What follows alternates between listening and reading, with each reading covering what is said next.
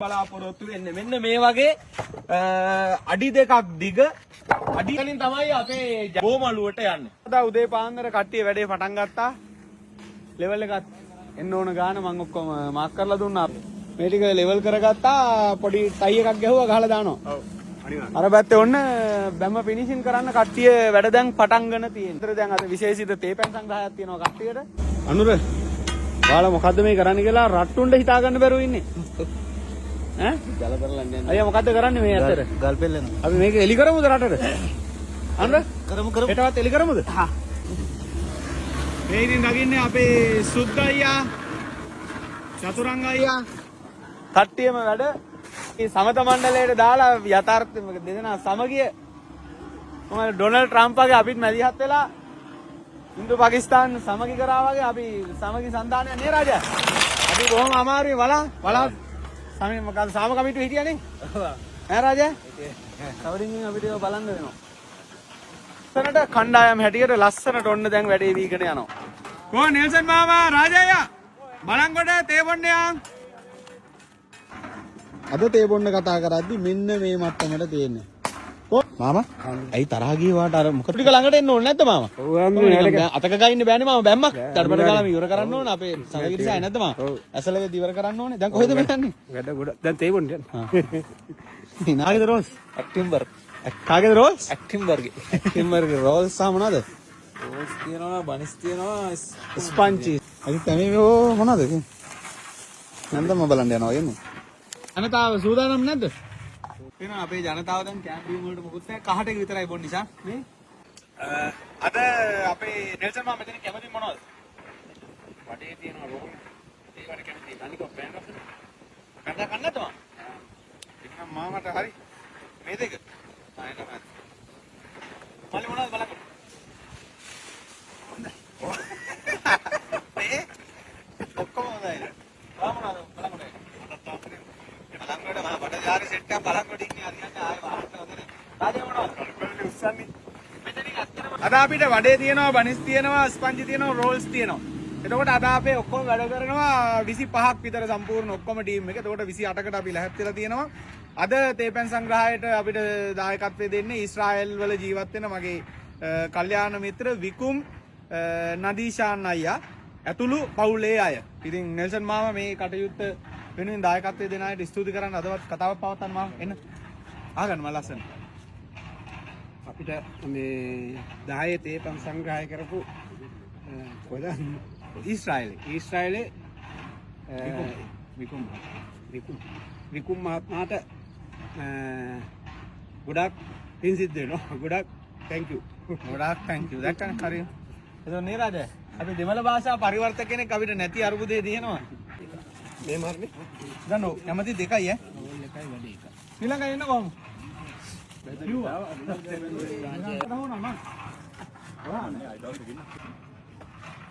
ලස්සනට උඩ බැම්මේ වැඩේ දැන් අපේ ටීම් එක කරගෙන යනවා. අර තියෙන්නේ වැඩ අවසන් කරගෙන යන අපේ හන්තාන සඳගිරිසෑ පුදබිමේ විහාර මන්දිරේ. චිත්‍ර ඇඳෙනවා, වහලේ වැඩ ඉවරයි. අර මේ ඔක්කොම ඉවර කරලා දැන් තියෙන ෆිනිෂින් වැඩ. චිත්‍ර ඇඳීම් තව මාසයක් යනකොට ඉවර වෙනවා. ඒ අතර සෑමලුවේ බිම අපි මිලිමීටර් 25ක් විතර ඝනකම කළුගල් ලෑලි අතුරන්නට තමයි බලාපොරොත්තු වෙන්නේ විහාර මන්දිරේ. ඉතින් ඒ ගල් ලෑල්ල මොකද්ද කියලා හොයාගන්න හොඳම විදිය මලියෙන්න. මෙතන අපේ සඳගිරිසාවේ පඩිපෙළ තියෙනවා. මෙන්න මේ පඩිපෙළේ අල්ලලා තියෙන මෙන්න මේ පුච්චපු ගල. මේ තියෙන මේක ස්වාභාවික ලොකු ගල් කුට්ටි වලින් මිලිමීටර් 25ට කට් කරලා ගෑස් වලින් පුච්චපු ගලක්, රෆ් ගල. ඉතින් මෙන්න මේ වගේ මිලිමීටර් 25 ගල් ලෑලි විහාර මන්දිරය අතුරන්නට බලාපොරොත්තු වෙනවා.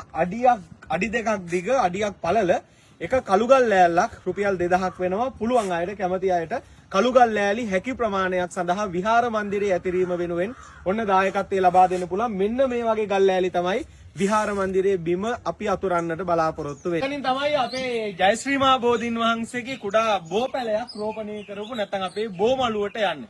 එතකොට බෝධීන් වහන්සේ ළඟ වැඩ කොටස අපි ස්වාභාවික ගල් කුට්ටි අර පැත්ත වෙනන්න මල්ලි කුට්ටි ගල් වලින් සම්පූර්ණයෙන් බැමි ගහගෙන අපි ස්වාභාවික විදිහට බැම්මේ වැඩ ඉවර කරලා තියෙනවා. මෙතනින් සඳකඩ පානේ සිට උඩ වැඩ ඉවරයි. එතකොට මෙන්න මේ බෝධීන් වහන්සේගේ ඉදිරිපස කොටසේ ඉදිරියේ අපි අඩි 60ක් විතර පළල අඩි 25ක් විතර දිග මලු 3කින් සමන්විතයි බෝමලුව. ඉතින් මේකේ අපි බලාපොරොත්තු වෙන්නේ අර පඩිපෙලේ තියෙන ගල් නෙවෙයි. මේ බෝමලුවත් අපි සම්පූර්ණයෙන් කළුගල් ලෑලි අතුරලා සම්පූර්ණයෙන් ෆිනිෂින් කරන්න බලාපොරොත්තු වෙනවා. යම්මලි අතන ගල් ටික පෙන්නන්න. එතකොට මේ මලුවේ අපි ගල් ලෑලි එලද්දි මේකට පාවිච්චි කරන්නේ මේක නිතරම පිරිස් ඇවිදින ඒ වගේම තෙමෙන තෙත ගතිය තියෙන තැනක් නිසා මේකට අපි සඳගිරිසෑ මලුවේ එළුවා වගේ රෆ් ගල් ලෑලි තමයි එලන්න බලාපොරොත්තු වෙන්නේ. මෙන්න මේ වගේ අඩි 2ක් දිග අඩියක් පළල කළු ගල් ලෑලි එලන්න බලාපොරොත්තු වෙනවා. එතකොට සාමාන්‍යයෙන් මේ එක කෑල්ලකට මේ එක කොටසකට අපිට කළු ගල් ලෑලි 600ක් විතර අඩිය 2 ප්‍රමාණය කළු ගල් ලෑලි 600ක් විතර වෙනවා.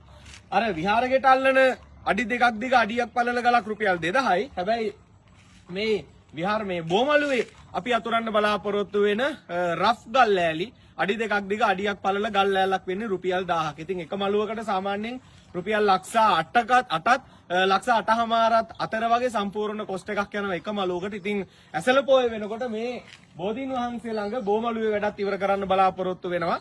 ඒ අනුව කැමතිනම් 3 දෙනෙකුට පුළුවන් අය පරිත්‍යාගශීලී අපේ කල්යාණ මිතුරන් අතරින් කිහිප දෙනෙකු 3 දෙනෙකුට මේ බෝමලුවේ මලු තුන වෙන්වෙන්ම බාරගෙන කළු ගල් ලෑලි අතුරලා එහි කටයුතු අවසන් කරන්න දායක වෙන්න පුළුවන්. එක මලුවකට සම්පූර්ණ කොස්ට් එක ගත්තොත් රුපියල් ලක්ෂ 9මාරක් විතර වැය වෙනවා. එතකොට මේ වගේ මලු 3ක් තියෙනවා. එහෙම නැත්නම් කැමති අයට කළු ගල් ලෑලි හැකි ප්‍රමාණයක් වෙනුවෙන් ඔබේ දායකත්වය ලබා දෙන්න පුළුවන්. අපිට ඕන වෙන්නේ එක මලුවකට කළු ගල් ලෑලි 600ක් ඕන වෙනවා. එතනම ලක්ෂ 6ක් යනවා. ඊට පස්සේ ගල් කුඩු ටික අවශ්‍යයි. ඊට පස්සේ සිමෙන්ති ටික අවශ්‍යයි. ඊට පස්සේ බාසුන් නැහැලට පඩි ගෙවීම ආදී කටයුතු මේ කාරණා 4 තමයි වැය වෙන්නේ. ඉතින් පුළුවන් අය බෝමලුවේ කළු ගල් ලෑලි ඇතිරීමට හරි විහාරගේ කළු ගල් ලෑලි ඇතිරීමට හරි පුළුවන් විදිහට දායක වෙන්න කියලා ආරාධනා කරනවා. මේ වීඩියෝ එකත් පුළුවන් හැමෝම ෂෙයා කරන්න කියලා ආරාධනා කරනවා හැමෝටම. අපේ සඳගිරිසෑය වැඩ ගොඩක් යනවා. රාජායා අද මේ භාගය ඉවර වෙනවන්නේ. එළිම මොන්න රාජායලා ගහපු බැම්මට වතුර අල්ලගෙන යනවා. අස්සන්න වතුර ටික දාගෙන දැන් අද මේක ඉවර කරගන්න ලැහැත්ති. කළු ගල් අදින එක අමාරු වැඩක්. ඒ වගේ වැස්ස සීතල මේ දේවල් ඔක්කොම එක. නමුත් අපිට තව අපි try කරන්න රාජායා 25 වෙනකොට බැම්ම ඉවර කරගන්න පුළුවන් කියලා අපි විශ්වාස කරනවා. ඒ කියන්නේ බරම වැඩි. ඊට පස්සේ ප්‍රශ්නයක් නැහැ අපිට අදගෙන යන්න පුළුවන්. ඉතින් ඔන්න ලස්සනට වැඩ යනවා. ඒ අතර මේ වැඩ යනකොට ෂාන් මල්ලි වීපෝල් ටික හදනවනේ. එතන මම පාඩම් කරන්න දාගද?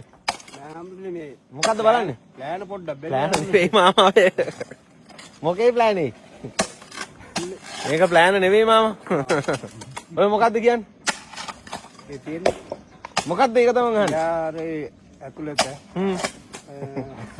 ආයේ මස්කේ. විතරකෝ යාරගේ මේ තියෙන්නේ මාමා විහාරගේ පොළවේයි ඊට පස්සේ මේ තියෙන්නේ විහාරගේ වම්පස පිටුපස ඉදිරිපස පාලම දකුණුපස මේ විදිහට මේ තියෙන විහාරගේ ඇතුළයි 4 පැත්තයි. ඒ කියන්නේ පේමන්ට් එකයි යන පාලමයි ඒ කොටසේ මෙන්න මේ පාලම මෙන්න මේ විහාරගේ වටේ කොටස් ටිකේ ගල් ලෑලි එලන්න ඕන වර්ග අඩි ගන්න තියෙන්නේ මේ පැත්තේ. ඊට පස්සේ මේ තියෙන්නේ අපේ ජයශ්‍රීමා බෝධීන් වහන්සේගේ බෝපැලයක් රෝපණය කරලා තියෙනවා. එතන චෛත්‍යය ඉස්සරහා බෝමලුවේ 1 2 3 පැහැදිලිද? ඔව්. පඩි මේ මලු 3ක් තියෙනවා. 3 වර්ග අඩි ගන්න තමයි ඔය හදලා තියෙන්නේ. එතකොට ඒවට ගල් ලෑලි කොච්චරක් යනවද කියලා බලන්න ඔය ප්ලෑන් මේ මැනලා ඔක්කොම කරලා තියෙන්නේ. ඔයයිට පැහැදිලිද? පැහැදිලි අපේ මේ තමයි අපේ අලුත්ම ඉංජිනේරුතුමා. එහෙම නේද ජයල අයියා? කවුද ජයල අයියා මේ? ඉංජිනේර සඳගිරිසෑය. සඳගිරිසෑය ඉංජිනේර වෙන්න අලුත් පෝස්ට් එක.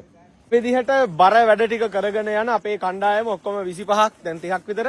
එතකොට මේ කණ්ඩායමට තේපැන් සංග්‍රහය සඳහා සම්පූර්ණ දායකත්වය ලබා දුන්න විකුම් නදීෂාන් මහත්මයා ඊශ්‍රායලයේ සේවය කරන එතුමන් ඇතුළු පවුල හැමදෙනාටම අපි ආශිර්වාද කරනවා. නිදුක් නිරෝගීමත් භාවයේ චිරජීවනයේ දීර්ඝායුෂ ලැබේවා. පවුල හැමෝගෙම සියලු කටයුතු සාර්ථක වේවා කියලා. ඉතින් මේ විදිහට ලස්සනට ඒ හැමදෙනාගේම ශක්තිය සහයෝගය මැද වැඩේ ලස්සනට වීගෙන යනවා.